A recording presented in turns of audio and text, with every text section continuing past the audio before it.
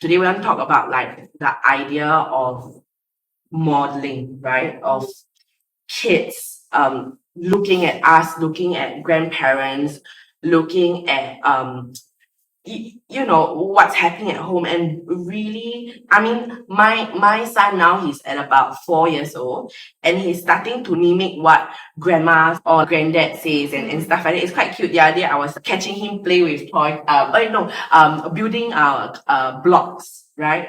And then he was talking to himself, and he's like, oh, why didn't I think of this earlier? Like, good one, Jacob. And like, the only person that says like, good one is grandpa, and now he's starting to say tata, which is like a very grandma thing. It's super cute to watch. And like, every time we catch him like saying snippets of that, we would like video record and then send to grandparents. Actually happened this week. It's a bit of a rough time for me at home right now, quoting my husband, a ball of tension. One day, the three of us were just watching TV. My son said that, Mommy and Daddy, like, I know the both of you love me, but do the both of you love each other? No. He said that? Yeah. But he's very edified. That is amazing. But I was so sad. Why did he say that? Sad.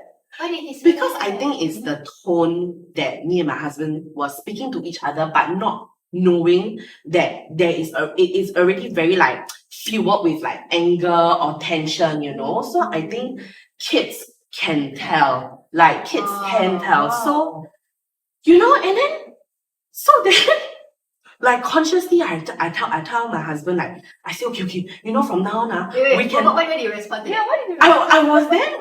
Of course, then my husband stepped in lah. He said, "Oh no, obviously we love each other." Both of us tried to rush to explain that, like, "Oh, obviously we love each other. Sometimes we're not patient or whatever, so that's why it's important." There's only so much you can say to a child because I feel like he also can tell. So like this whole week, right? Basically, every opportunity I try to tell him how much I love his father. You know what I mean? But I realize that I keep going back to that night, and I realize, right, that I'm just trying to like make amends, for what he's been seeing. Because in my head, it's like, how much must this kid have been observing for him to blurt out something like that? And I was really very sad. And also like, and then you see like all of these gurus or whatever parenting advice to say, oh, don't suppress negative feeling, that kind of stuff. I mean, it gets a question to me, like how much of this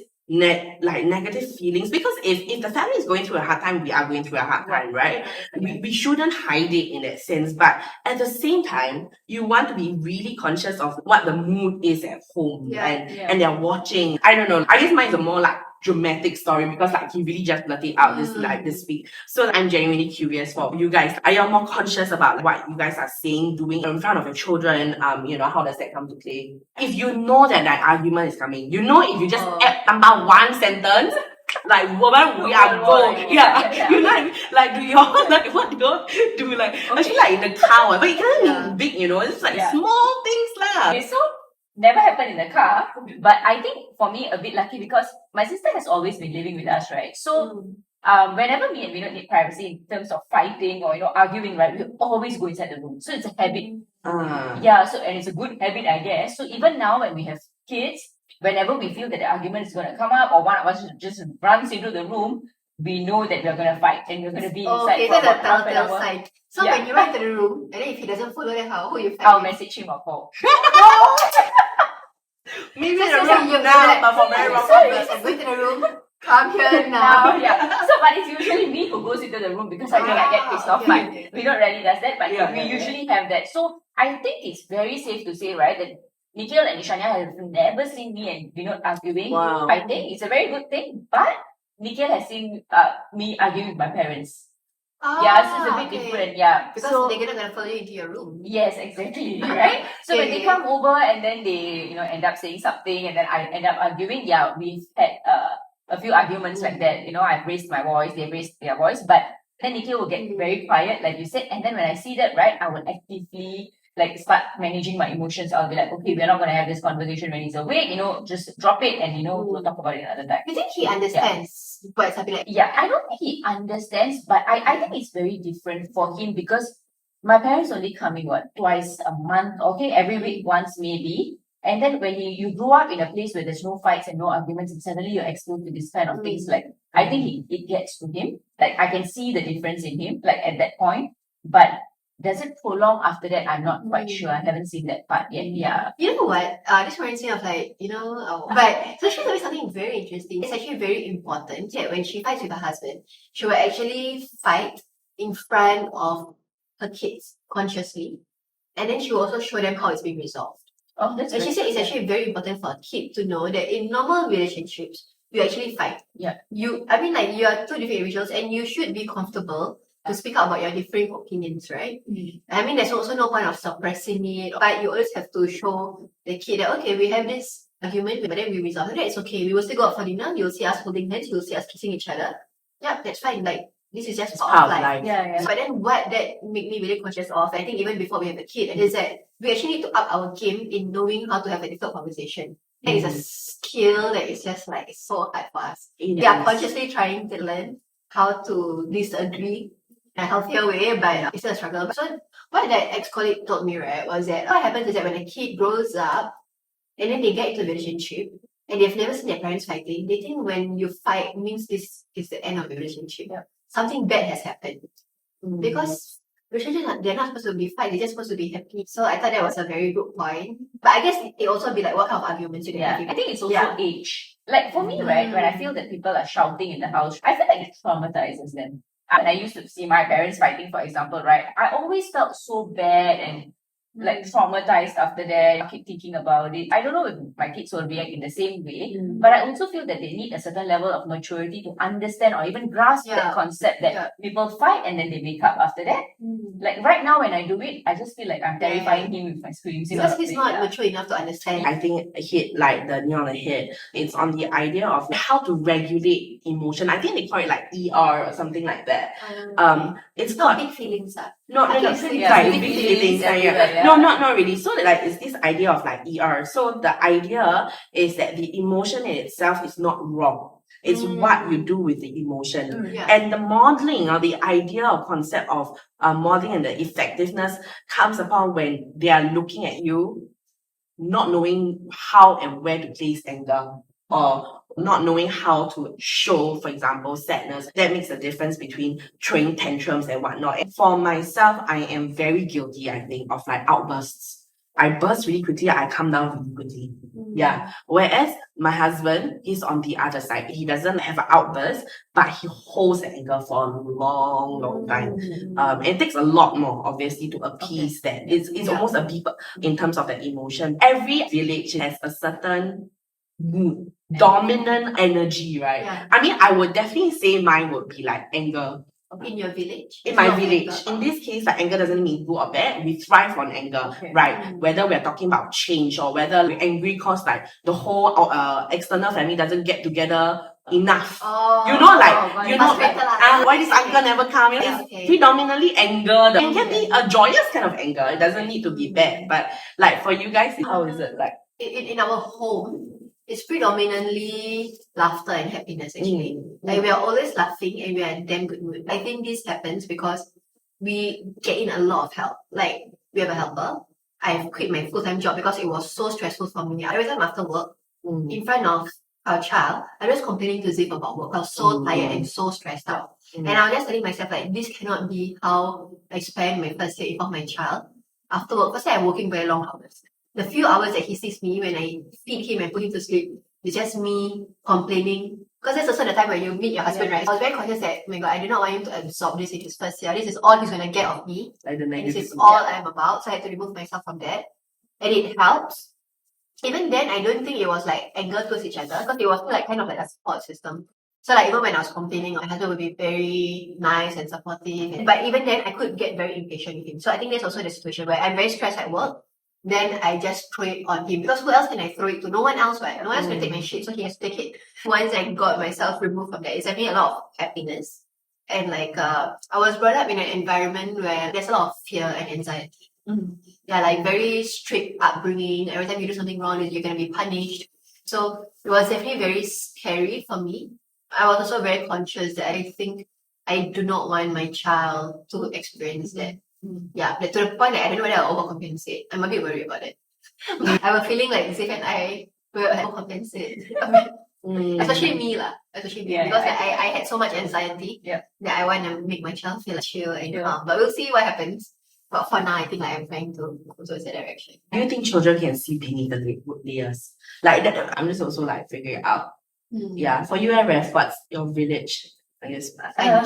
Energy. Yeah, I would want to say love and joy also, but I'm thinking that that's what everyone wants to have ultimately, right? So the helper, she chats about her country and whatnot, and then my sister has her own conversations about work and her wedding, so on and so forth, and then I come in and I start reading a storybook. So I feel it's a bit messy. Yeah, maybe not chatty, messy. Like it's generally a bit messy. Like it's a bit like chunks of everything in there. And then the grandparents coming with their own stories, so on and so forth. So yeah, I think also because just our immediate family is already about 10 to 12 of us, right? So a lot of people, and they're always coming and going. Also now my son is into like Tamil songs and dancing and whatnot. So he, we put on YouTube and then he starts dancing. So I guess the grandparents are very happy when Tamil is our mother tongue. So when they communicate in there, they get even more happier. So do you see like your kid, your kids taking different elements from each person? Do you think your kid's character is a composite almost of sorts? Personality-wise, no, I haven't seen that. Like, as in, is he a bit of each person? No, but he does pick up a lot of things from different people. So whenever we mention my father-in-law, he always thinks about his car. Like my father-in-law drives, it's like, okay, can we go to Upper Bus car? Can I press the horn? So when it comes to my mom, my mom always buys for him toys. So it's like, oh, what present is Ata going to get me today? That sort of thing. So he already associates certain characteristics with certain people. So when it comes to my sister, he'll be like, can we watch this? Or can I play a game on your phone? Like Paw Patrol, whatnot. So he already associates different people with different things. But whether their personalities have come in yet, no, I haven't really observed that part of it yet. I can see that it's a bit of both me and my husband, but other people, no, I don't. I mean, I haven't seen that. What about yours? I think in terms of like modeling, and I don't know whether we consciously do it also, like when it's like clean up and whatnot, right? He does like a certain order to things. So like I think like my mother-in-law will be quite a typical like things in order kind of person. Like there's a separate set of dishes, plates that we use for guests, and a separate set of dishes we use for home. Things like that. Like she's got a system, and I know that Jacob, the child, then gets acknowledgement of certain behaviors from certain people. Okay, so yes, correct. So when he sees like things being packed up in boxes, and he likes to do it, right? He likes to keep things tidy and stuff like that. He a grandma shows a lot of acknowledgement. Correct. So I think it's more that than anything. And I think when a certain behavior is then encouraged, then that sort of stabilizes. I don't know, like that becomes a bit more permanent. I don't know. But yeah, like I think it's that form of a modeling that I'm currently seeing right now. I feel as a parent now that I look back whether I modeled my parents, I think I did that a lot. And unconsciously as well. Only many years later did I realize that actually I'm very similar to this part of this person. But to the point where I don't even know whether it's modeling or it's like genetic. Okay. Or like inbuilt. There's definitely good behaviors that I consciously want to adopt as well. So my aunt was a primary caregiver. So I was like, okay, this is how she is. And so I think how I want to adopt as, being very responsible, independent, etc. Even like walking fast. I walk really fast because my late aunt used to walk really, really, really fast. And also things that I do not want to do. So I think that's also like the reverse of modeling, where consciously. But the things where I think about like where it's a bit more genetic, for example, me and my dad really, really enjoy nature. And we love going for walks, and like I think we just really enjoy going to mountains and things like that. And this is something that I never knew that my dad enjoyed. Because growing up, it's not as if we went trekking together. We didn't do that. He did bring us go cycling and go to the parks and things like that, but not like travel to go like mountain climbing together. Only as an adult, and he has more time, did he go trekking with his friends. And I did, and that's only then as an adult that we realize, hey, we have this common interest. I think the two of us particularly really enjoy it. And not everyone in the family does. When we travel, we try to include this in our itinerary now. But it's something that I didn't know that we both enjoy until like maybe in the past 10 years. Maybe it's like it's a coincidence, I don't know. Yeah. But like I'm wondering whether like could something just be like genetic? You know? Yeah. Whatever the kids are doing or modeling on right now, it actually reflects more on you than on the child. You know, it's almost like holding a mirror right up. So you really believe in nurture more than nature? I think so. I think there are habits. I think there are intergenerational habits. I strongly believe in the idea that if one generation, say if my generation is not able to work through or try to process the trauma or whatever that was once given, a cycle would continue. A cycle of, you know, and and I don't know how to say it for my family, like cheating is like quite a generational thing. I mean, even through like my parents' lives or whatever, like I think obviously it's not something, a habit that we want to take, but it just becomes the easy way out or whatever, that is that coping mechanism, you know? And in that sense, I think a bit more habitual, like than nature. So there's a kind of like an intergeneration habit that we pass. Interesting. Yeah. Okay, then what do you think? Are you consciously trying to break this? For sure. So the things that you're aware of, you're trying to consciously break it from your past. Correct. So say for example, like for me, and I see it in Jacob where when he gets angry really quickly, but he also gets distracted then fast. That's you, right? Yeah. I'm like, oh, you know, I'm like, oh, how can you say that? Oh, but that's a bird. I'm like, you done. Actually, this is a very good thing that you brought up. Yeah. This reminds me of like, Vinod, my husband as well. So Vinod likes things to be very, very clean, extremely clean, right? So, and then he kept modeling this behavior to Nikhil. So whenever there's like a little bit of dirt on his table, you know, he will go and take a tissue and wipe it up, or there's water spills on the floor, he will immediately take a tissue and wipe it up. He doesn't let it be even for like a few seconds. Like, you know, we might do something and come back to it, but Vinod doesn't do that. He likes things extremely clean. And after a while, I begin to see Nikhil modeling this. Whenever there's water on the floor, he'll wear tissue and then he'll go and grab and then he'll come and clean it up. And then if there's a little bit of like a food mark on his cup or something like that, you know, he eats chocolate and then he drinks water, he'll be like, I don't want to drink, it's so dirty. But I was very afraid of this because I don't know, I don't feel like it's a good habit to instill in a kid. I feel like they still need to be messy and dirty a bit. It's like becoming a little peeve lah. So for me, it's like, no, you know, you shouldn't be doing that. Kids should get dirty and messy. So actually, when I communicated this with Vinod, and I'm like, you know, you let him get a bit dirty and messy. You know, you don't try to, you know, like fixate on these things and then it's getting to him. So I saw that actually, that Nikhil was trying to model that behavior very actively. And then now it's like, when it's a bit dirty, I'm like, you know, it's okay, just let it be. It's okay, I'll clean it up later for you. And then distract him a bit and then gets over it. Yeah. But why are you worried about it? Is it like you're scared that he'll get OCD or something? Yeah, of course. Or you're too lazy to clean up? No. So I don't have to clean up now. Okay, I just clean up later. I just feel like it's okay to be a bit messy. Like, yeah, OCD is one of it. Like, I'm very afraid that he will want things in a certain way or he will want things very clean. You know, those kind of things. I'm very, very scared about that. And yeah, I really believe that kids need to be messy and dirty to a certain point. I don't think putting everything in order or cleaning up everything is something that kids should be doing. I think they should get a bit out of their routine in that sense. It's a fun thing to have an issue about. My husband and my son is so too clean. Yeah. I was really scared. I mean, it was a genuine concern for me that Nikhil didn't want to get dirty. Yeah. That's like it also involves play, right? Yes, of because course. Like then how active do you want to go to play? Will you like I don't know, be sand or you know like those paint? So actually I told Vinod to bring him like for a longkang walk and get him together, but Vinod refuses. So I probably will have to bring him. But whether he's going to get into like a muddy swamp, I don't know. You know, he's going to be like screaming and saying no, you know, he's not going to do it because he's like a teen toddler. It's a genuine concern. Okay, but how is Vinod's behavior at home now? So when there's a mess, he has to hold himself back or No, he still does it, but he doesn't tell Nikhil to do it. So okay, Peter will still go and do what he has to do for himself, but Nikhil doesn't do it anymore. Or he doesn't tell Nikhil like, can you help me to clean this up? No, he doesn't do that. Only when it comes to cleanliness. Other than that, it's fine. So that's something that we've actively been doing. Okay, I want to go back to this topic. Like when we were talking about like what energy or vibe we have at home, as we were talking about it, right, something came up to my mind. This feeling of like we're always in a rush for time. And we need to have a lot of activities.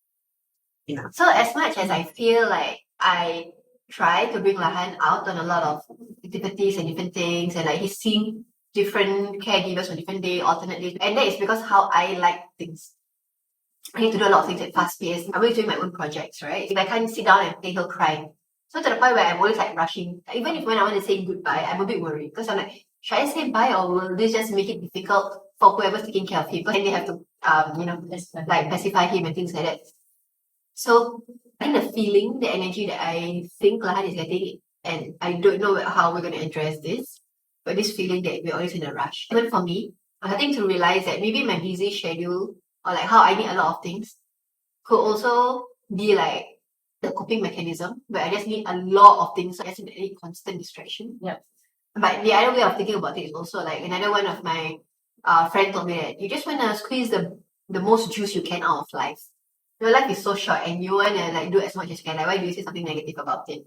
So I'm a bit like that also. So I cannot sit in one place for too long, right? I need to be doing things. Like my friends always also tell me that I cannot relax. Like even when I go to the salon, right, and they take like more than 1 hour, I'll be like, what time is it going to be over? What time is it going to be over? When can I leave this place? And some people can just sit there, relax and do nothing and just use their phone and but I just don't have that ability, and that's also something I don't know whether I'm passing on to the kids. Like whether, I'm always rushing for this, doing this and doing that and being occupied. Okay, after the kids came about, I have slowed down a bit in that sense because I feel like sometimes there's really a need to just sit down with them and read a storybook, just be present in that moment without doing anything else. So I feel like the kids have taught me that, but how much of my own energy I'm passing on to them, that part is still a bit No, I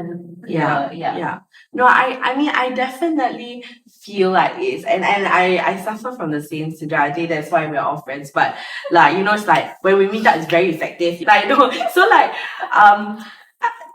but coming back to this story, there was once where I was rushing out of the house to work. And my helper or my husband said something like, hey, like, Jacob, come to the door and say bye-bye to mommy. And Jacob was playing with his toys. And he's like, don't worry, she won't have time to say bye. And he continues building his block. In a very This guy is so smart. Oh my God. I tell you, okay. My son, he just drops bombs there. And I just stand up, oh my God, I'm like, you're right. How many times have I not said bye? I'm like, I can feel mother. And like, I just like beat myself up the whole day, thinking about it. Between me and my partner, is that we play very differently. And it's something that we came to realize. So with Jacob, and he's obviously in a blocks kind of phase where he loves to build stuff, right? And we're starting to like purchase like Lego sets and whatnot, right?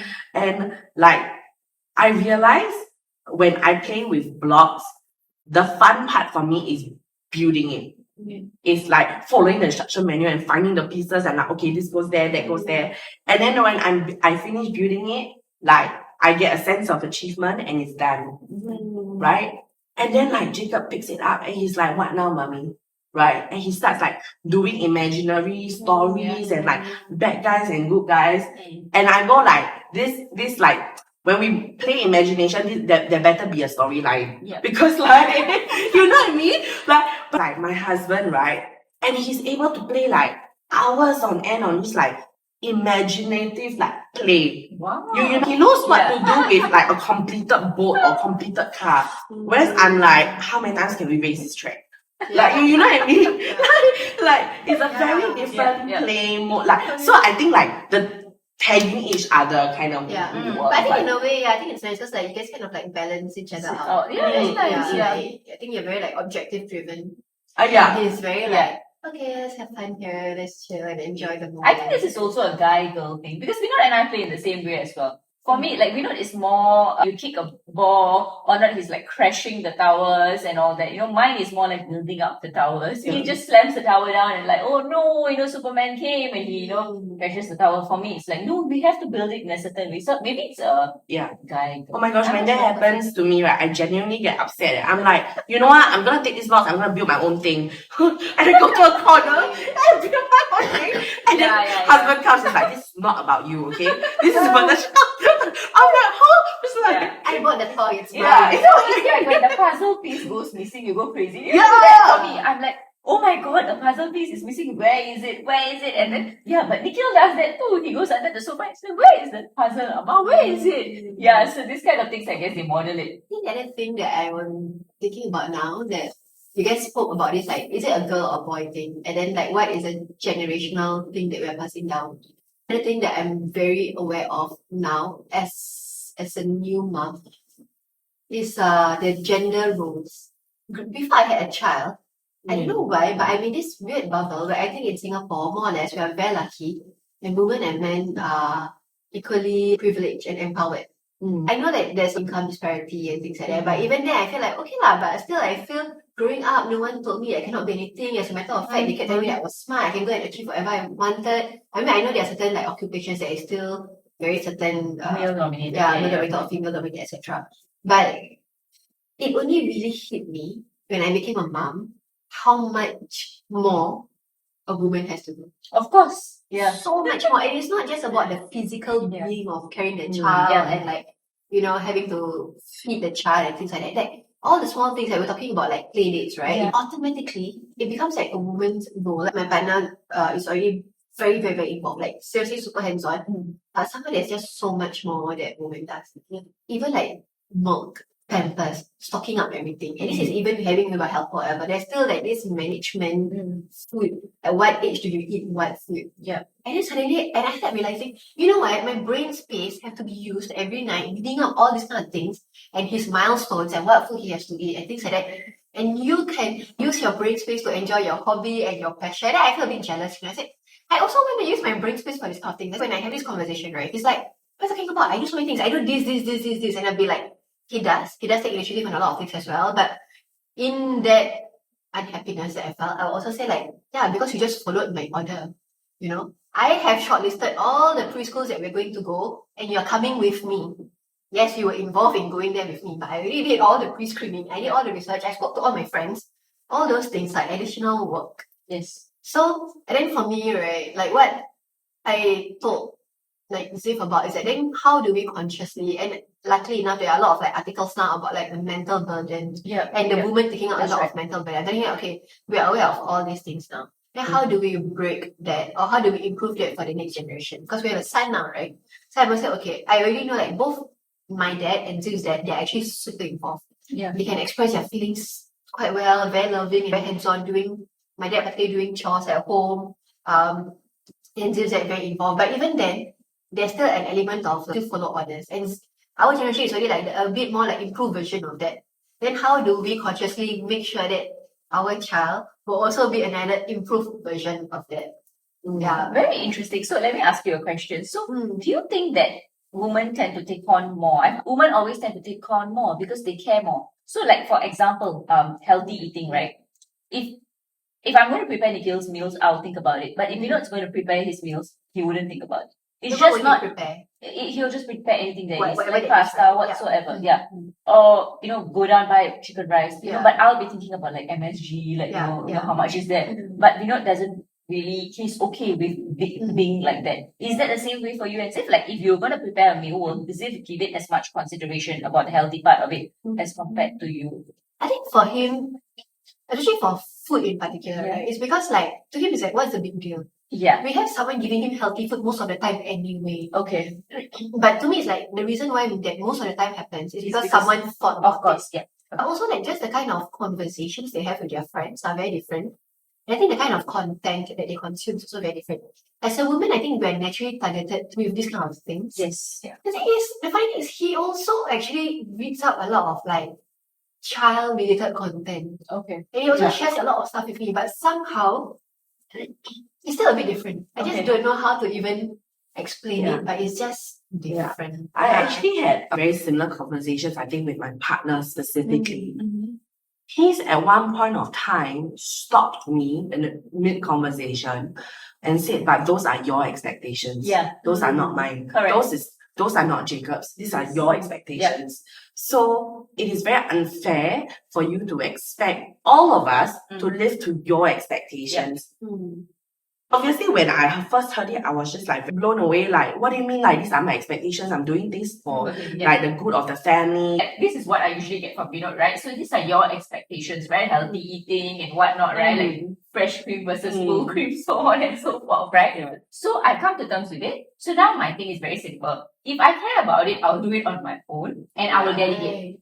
So everything that doesn't require, I feel very bad for saying this, but a lot of brain power, I automatically delegate it to Vinod. So ordering Pampers, ordering diapers. But he orders diapers. Yeah. So I'll delegate. So ordering diapers. So for example, preschool playgroup enrollment for my daughter, I was in charge. Like I went in and I took the forms and all that. But filling up the form is his part.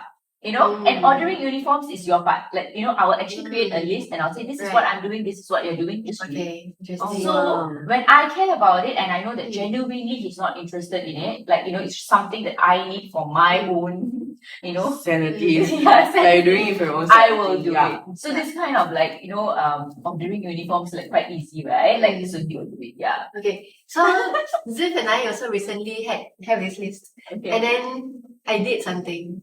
I purposely took some of the fun things and let him take some of the boring things. I realized he takes all the fun things, which I think is not fair. So I cannot take all the boring things, right? So then we have that list and I feel very satisfied. Yeah, Yeah. me too. I feel very satisfied. Oh gosh, guys, like I don't even have that. Like, Yeah. no, I definitely think that I have trouble. I don't know if other people can relate, but I definitely think I've got like trouble asking for help. In general, by the time I ask for help, I'm already like close to desperation, or like I'm already like close to tears, or I'm so angry or something like that. Then it becomes a problem. Okay, when you say you cannot ask for help, is I it don't because like You're not gonna- you don't think the person is good enough to help? You won't be up to your standard. You don't need to delegate. You don't want to trouble people. Like which part of it? Like, well, number one, I didn't realize I need the help. Okay. And it becomes a conversation where, okay lah, then not happy, then you yourself do lah, that kind. So then I think I unknowingly sort of pile a lot on myself, and by the time like, it reaches a point where I can get angry about milk, that's when like it's too late already lah, and then like the other person, your partner or whoever, is just left a bit like dumbfounded to like, why is there such a big like drama over milk? Going back to the modeling thing, right? Like, what is my child taking out of this? Because I've had conversations with my mother-in-law on how the men in the house are taken care of. For lack of better word, like how do we train the men in the house to be better? So your question was how the mother-in-laws took care of their own son. Their own son, because that will also play out in the way your own son and the expectation of the mother or the woman plays. When I realized there are two types, like when you say, oh, it's dinner time, right? There are two types of guys, I realize. One will go and take a seat at the dining table. The other will walk into the kitchen. And if you go to one of our family functions, all the men are seated down and all the women walk to the kitchen. It's cultural. It's damn amazing. It's damn amazing. Yeah, correct. So, and I realized, never, and then, so after dinner, they'll be having conversations at the table, whiskey and everything gets poured or whatever. And then the women have conversations while doing dishes lah. And it's a cultural thing lah. It's not a bad thing or whatsoever. Yeah. But I mean, I'm just thinking about it now. I mean, that intergenerational, like that modeling. Growing up, right, my dad was always very hands-on. So I kind of expected that in my husband as well. So when Vinod was at his own mom's place, I guess the mom treats both her children very well. She pampers for them. Boy She or girl, cooks like for son them. or daughter. Son or daughter, both get equal treatment and all that. Yeah. But I guess also Vinod knew the difference between a mom and a wife. You get what I mean? A mom pampers you, but you cannot expect your wife to do the same. I mean, that's really just the wrong mindset to come into a marriage with, right? I mean, that's what I believe in. So, was his mom full-time? Yeah, she was a housewife. Right? Yeah. So she cooked, she cleaned, he didn't really have to do a lot of those things for himself. But when he came into our house, he actually did all those things, like without even me asking him to. So I guess that was quite good in that sense. Maybe cooking, no, not really. But even at the start, he attempted to, but it was a failure. So, Right. so cooking, he kind of A for realized. effort though, Yeah, yeah. A for Yeah, effort, yeah, yeah. yeah. So I guess he knew the difference. But I guess when their mindset doesn't change and they come in expecting the same sort of treatment, then that's when the problem starts. Yeah, you have to know. Yeah. I think for me it's interesting because like my mom was also like a full-time housewife. So my dad was a breadwinner, right? So I guess in that sense, it was very clear who is supposed to do what. Okay. So at home, she does the cleaning and stuff. And she was very smart. She delegated it to me the moment I could take over that responsibility. So then I became the one who's like cleaning the house, preparing a lot of things, washing the dishes and stuff. But what has an effect on me is that I hate taking care of other people. Okay.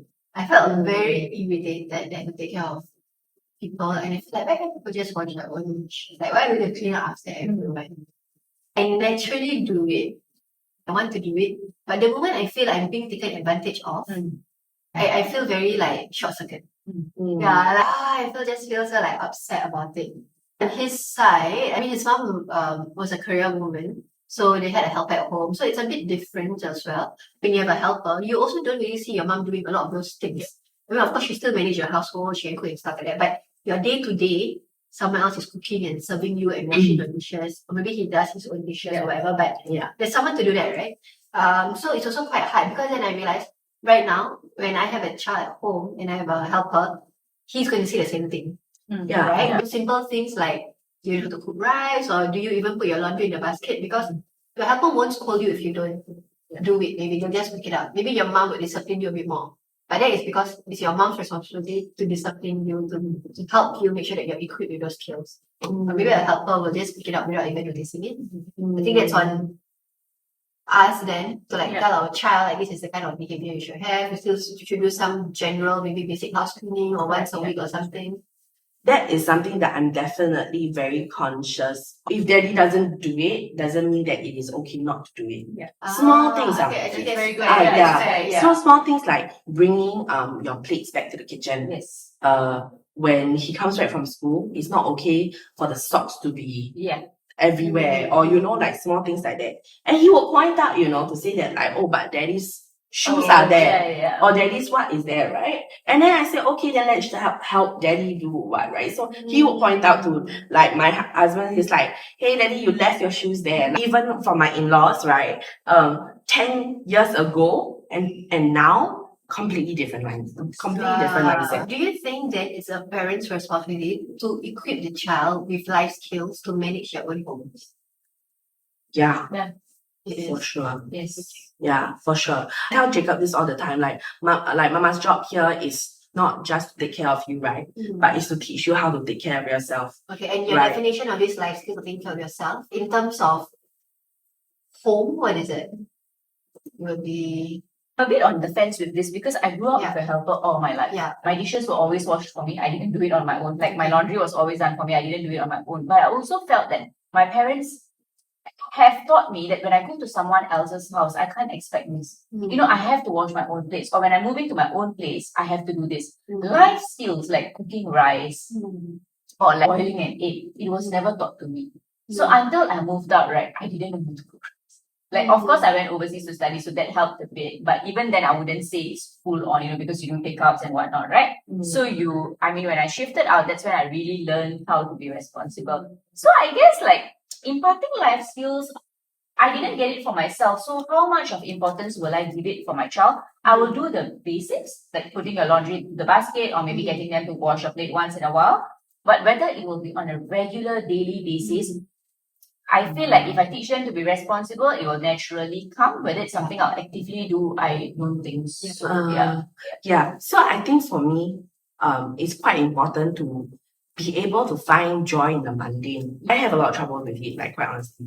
But like small things, like for example, how I try to do it is that when I come home from work, the helper preps the ingredients, but I come home and I cook right? Correct, So then when I cook, right, Jacob is next to me and he helps to pour in eggs or something like that. So now what happens, right, is that he's got this like innate curiosity, and he'll ask you when he eats a dish, like, how is this dish made? Oh, that's Do you know what I mean? nice. Okay. Because now he's starting to compute in his head. Oh, like this one has been added, this one, what is this taste? And to me, it's not just like on cooking, it's having a better palate. It's a bit of an introduction into sort of like the adult world as well, And he would ask like, oh, when I'm 5 years old, can I do this? When I'm 6 years old, can I do that? Wow. So cause like there's only so many activities we can do at home. So so it's something quite important, I think, to me. Yeah. I really like what you said. So right now, I'm thinking, firstly, I think we're going to expose our kids to the kind of chores or house responsibilities or based on what we like as well. So, for example, you like cooking. Yeah. So naturally, you'll be exposing him to that, right? And then, like, if someone enjoys cleaning or dusting or vacuuming, then maybe they will get their child, I don't know, like the toy Dyson. Yeah. Yeah. I'm sure they have. Or like those baby brooms or whatever that I've seen like, in some of my friends' houses.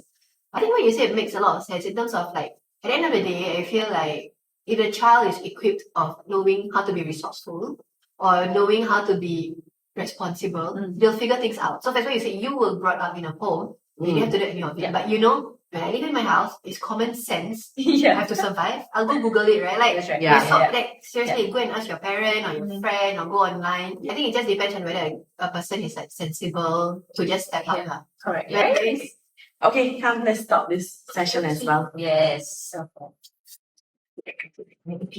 I was having a million. Villagekins!